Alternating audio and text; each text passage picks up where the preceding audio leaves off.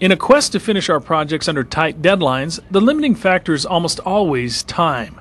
So Mike Ostrom of the CH2M Hill Plateau Remediation Company found an innovative way to save time, work safer, and save money on one of the company's Recovery Act-funded construction projects.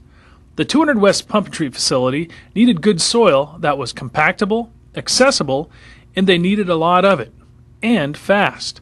The option was to buy soil off-site, miles away, and then crowd the roadways with hundreds of deliveries.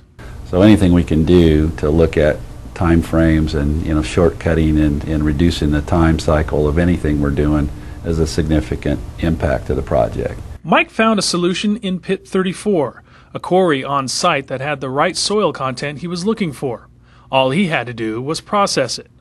They essentially scoop up the dirt, run it through a sifter, removing all big rocks, and then send it to its destination. A total turnaround time of just 15 minutes. Coming down the road, you got gravel and things that can come free from the truck, so that's obviously aggravation to the the public and the workforce.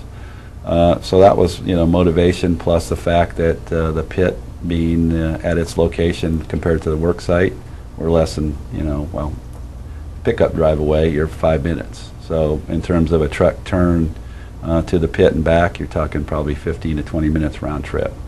You compare that to town, which is an hour and a half to 2 hours for a truck turn, so you can equivalent, that equals a significant amount of safety and time, and that translates into savings schedule, and for the government you're talking tens of thousands of dollars. He says his team is always trying new things to streamline their building process without compromising safety, as construction of Hanford's largest pump and treat system continues. Everybody on the team, from us through the contractor, DOE, everybody realizes that we need to come up with some better ways of doing the work, more efficient, or we probably won't make the schedule. So everybody's looking for those ideas. Cool. And so this is the first of hopefully many to come.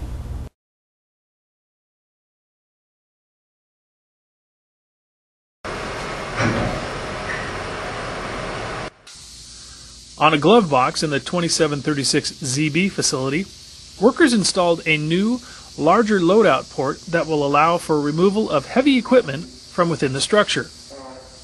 Removal of the equipment is just part of the process of preparing the glove box for removal from the plutonium finishing plant. Glove boxes are large sealed enclosures that once allowed workers to handle hazardous materials through protective gloves attached to the wall of the glove box.